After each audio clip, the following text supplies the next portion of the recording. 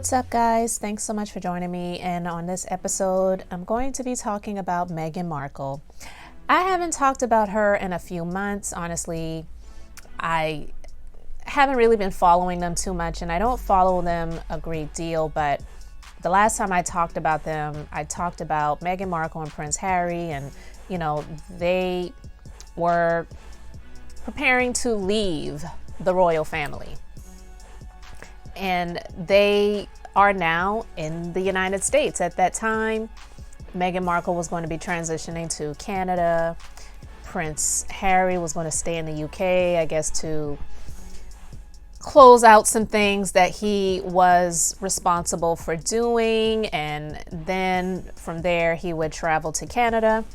And no one really knew exactly what the next steps were going to be, but a lot of people figured that she would want to get back to the United States because that is where she is actually from. Her mom is in the US, and I guess from the statements that have been made and the lawsuit that she and Prince Harry filed against one of the tabloids, she felt attacked. She didn't feel welcome. She didn't feel like anyone was asking how she was doing, and those different types of things like that. Now, you guys know I gave my opinion, and I also talked about with regards to some things that Wendy Williams said about them before they got married, and not so much about them, but about Meghan Markle. And a lot of people had a lot of negative things to say about Wendy Williams, and a lot of people had a lot of negative things to say about Meghan Markle. I was just simply calling out what Wendy Williams said years ago before they got married. And, of course, they haven't been married for years, but these were statements that were made before they got married. And I just asked the question, was Wendy Williams right about Meghan Markle? And based on the clips of what she said and the things that have happened since that time, I just felt like, yeah, maybe she was on to something. And it's anybody's guess, of course, so anybody could guess it's going to go get this way or go that way, and then somebody's going to be right. So I'm not saying that Wendy Williams isn't intuitive or she's psychic or she knew something extra about Meghan Markle that a lot of us didn't know. That's not what I was saying. But anyway, I digress. I saw this article in Page 6, and it was about Meghan Markle and her believing that there were some people out there that hatched a conspiracy to shame her. So I'm just going to read a little bit of this article, and then I'm going to just share my thoughts on it. So Meghan Markle believed there was a conspiracy hatched against her by royals once she moved into Kensington Palace during her courtship with Prince Harry. Markle, 38, began to fear the palace's courtiers were out to harm her reputation due to her American style of management once the couple moved into Frogmore Cottage. She was convinced there was a conspiracy against her, and so she basically put herself in self-isolation when they moved to Frogmore, a friend told the Sunday Times. I think she felt like an outsider from the start. This wasn't the life she was used to, and she wanted out. She also began to feel isolated and missed her mom and friends in LA. One friend told the Sunday Times that Meghan's financial independence was a driving force behind her and Harry's decision to leave the royals and flee the UK for sunny California. One of the things Meghan struggled with was not earning an income, said a friend. She has always worked, and I think she felt unfulfilled. Having financial freedom was a big part of them wanting to leave. Despite reports that Harry, 35, was struggling in LA, the couple developed a friendship with Adele, and the Duke of Sussex has befriended the Silicon Valley crowd and even Leonardo DiCaprio, who he met last year's Google Camp, reports the Sunday Times. I am sure their social life will consist of dinner parties with people they can trust and connect with. They're going to be very wary about opening up their social circle too much, as fraternizing with the wrong people has the potential to be hugely damaging to their image and plans. As the couple wait for quarantine restrictions to ease, they're enjoying time with their 1-year-old son Archie in a Los Angeles mansion owned by Tyler Perry.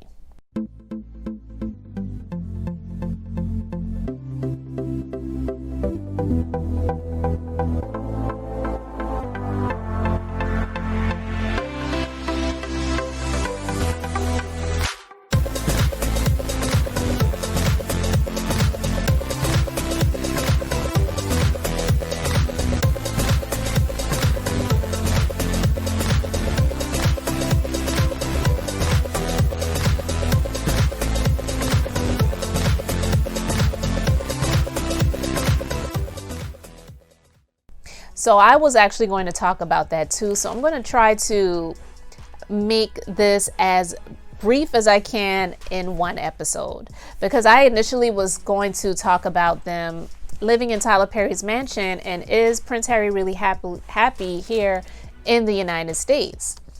Well, I would love to know what you guys think about it. So go ahead and leave your comments in the comment section, even though this episode is not complete yet. What do you feel about Meghan's thoughts about this so-called conspiracy to harm her reputation? I don't really know. I mean, of course, she is different. She is an American marrying a royal. She did not grow up in the UK. She did not grow up in the royal life, and she may not have known everything about the royal life, but she knew she was marrying into something that was completely different from what she had before. She has been married before, so she knows what it is to be married, and she knows that it takes commitment in order to make things work. But I've said it before, I felt like she wanted to have the life of a princess and wasn't really expecting this life of service. And guys, don't come at me in the comment section saying, well, she always does charity and that's what her life has been about before she met Prince Harry.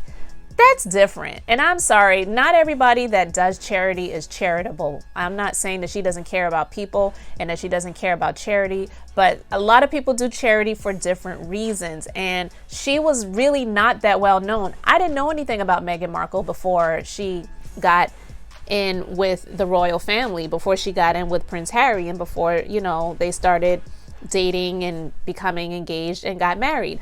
A lot of people didn't know who Meghan Markle was.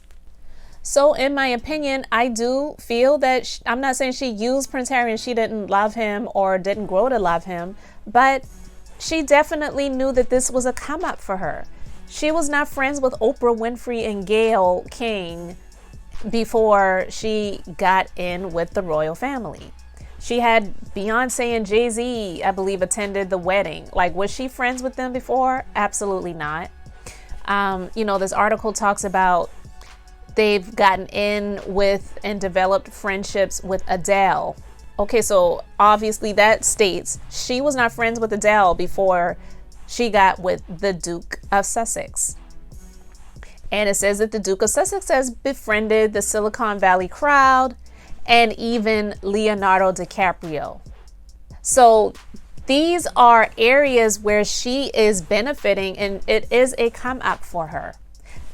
I'm not saying there's anything wrong with a woman being able to get into a better state in a relationship, because you shouldn't want to be with anyone that brings you down. And that, I believe that goes for men too. Men shouldn't have to be with someone that's going to bring them down. I do believe in coming up together. I don't think there's anything wrong with that. And there's a lot of honor in that when two people come together who don't have much and they can build each other up and encourage each other and come up together. I think that is amazing. But this is not the situation for her. And, kudos to her that it didn't have to be that way. But I don't know if the life that Prince Harry gave up is something that he's not going to regret. He may be having fun right now, but it's all fresh and new. I mean, he's living in Tyler Perry's mansion in Beverly Hills. So you go from being dependent on the royal family, and he said that in his speech they wanted more independence and they wanted to be able to take care of themselves and be financially, independent and not have to depend on the money from the royal family to keep them going and to finance their livelihood and their lifestyle.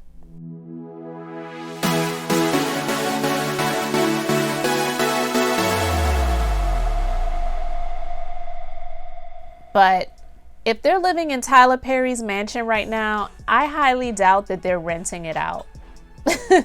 I mean, let's just be honest. I don't see Tyler Perry being the type that's like, okay, let me get this lease out for you guys. And are we going to do a 1-year lease, 2-year, 3-year? Do you have enough for the security deposit?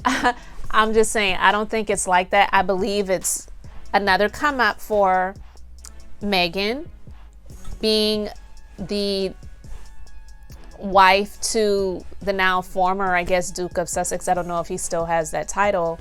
But Prince Harry, he will always be Prince Harry. That gives her the in with Tyler Perry, someone that I'm quite sure, was not in with before she got with Prince Harry.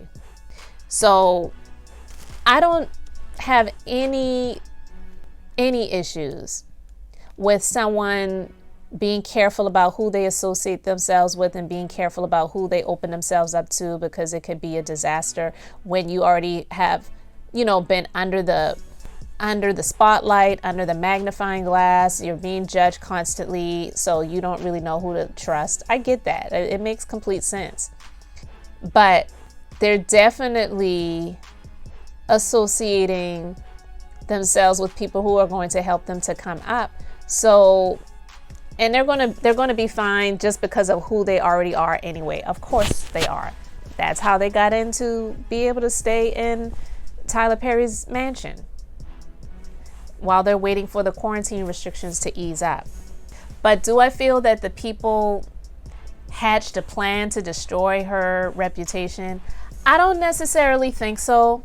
I can see how she might feel that way if people were making comments or statements about her, or maybe possibly selling stories to tabloids about, situations where it might have been something with her and a nanny, a confrontation with her and one of the people who serve, and, stuff like that. I can see her thinking that, but if she's coming in to this situation and she's treating things differently than the way it normally is, it is going to ruffle feathers. We already know people don't really like change, and especially employees, and we'll just call them that.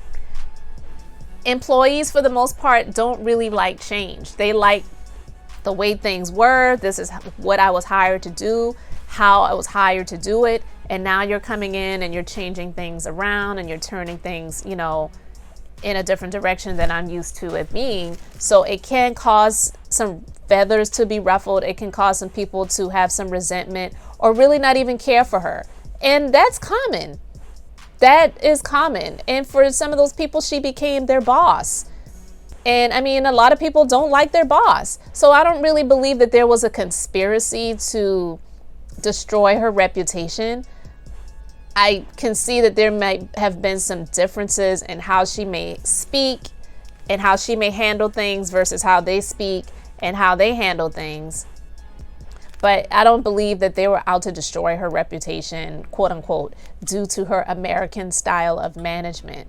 Because that just goes to show, if they're saying, due to her American style of management, I don't believe that they were trying to destroy her reputation. It was just, they're not used to the way that she operates. They're not used to the way that she may handle things. And yet, she might have not been very nice to some people. She may not have spoken very kind to some of the people who were in there serving her and serving, for the sake of the child and Prince Harry. She may not have been. And that can cause people to get pissed off at her and not really want to work for her. And there were some people who quit. There, were reports of that about, several people who quit who was working in there. So to be honest, there might have been some things there that caused some people to not want to work with her or work around her. But was there a plot to destroy her reputation, a conspiracy to shame her? I don't really believe that. I do believe that there are some conspiracies that might be true and might be real, but I don't believe that this is one of them. She has the right to feel that way if she is not feeling how she was treated, but it doesn't make it true. It doesn't mean that is the truth. So you guys let me know how you feel about it. Do you feel that she has the right to, well, I mean, she has the right to feel how she wants to feel, but do you feel that there was a conspiracy hatched up to destroy her reputation? And do you feel that she definitely was using Prince Harry as a come up to give herself a better life than what she had prior to? Yeah, she was on the show Suits. I never heard of the show Suits before I heard about her being with Prince Harry. So it wasn't like that was some blockbuster show that a lot of people knew about. So it seems that way. We will see how things go. I'm not wishing anything on their marriage. I'm not hoping that they split up and he leaves her and goes back to the UK. So if you are thinking that from this podcast, that's definitely not what I'm saying. I'm just sharing my thoughts on what she is sharing about what she thinks is real. And I don't believe that there was a conspiracy to destroy her reputation. I just don't. And yeah, people are going to compare her to Princess Diana. People are going to compare her to Kate Middleton. And I've said this before too. She has some traits that some people may not see as very likable. So that's just one of those things. And not everybody is going to like you. Everyone in the world is never going to like you. And I also feel that sometimes because she felt like all of these cheers and people waving and were so happy for her on the day of her wedding that it was always going to be like that. But life is not a fairy tale. Everybody isn't going to like you. There may be more for you than against you, but not everyone is going to like you. And I feel that in a way, she's always looking for the approval and acceptance of others because she felt like that's what she was getting from all of these people that she didn't really know very well on her wedding day. She had Prince Harry's father walk her down the aisle and not her own father. Not even a relative of hers that she knew before she got into this family. So it was almost like she X'd everyone out except for her mom, from her family, and she moved on with her life for greener pastures, shall we say. So those are just my thoughts on it. You guys let me know how you feel about it in the comment section. So thanks so much for listening to this episode. This is the Minister of Beauty. Thank you so much for supporting the podcast and liking this episode, commenting, sharing, and subscribing. And I, as always, like to share the Bible. That's business, inspiration, beauty, life, and enjoyment. So until the next episode, have an amazingly blessed and beautiful day.